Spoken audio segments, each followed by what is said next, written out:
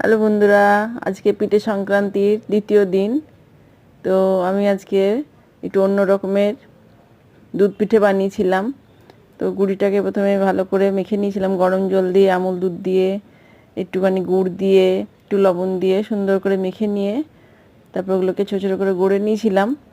আর তারপরে সব গড়া হয়ে গেলে আমি একটু সাদা তেল আর একটু ঘি মিশিয়ে ওটাকে ভেজে নিয়েছিলাম হালকা করে ব্রাউন করে।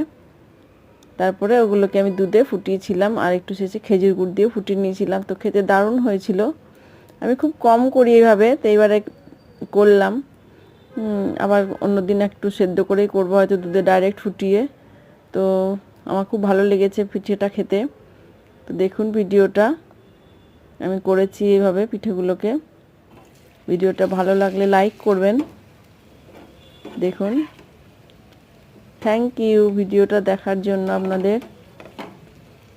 শুভ পিঠে সংক্রান্তি, আপনারা ভালো থাকবেন।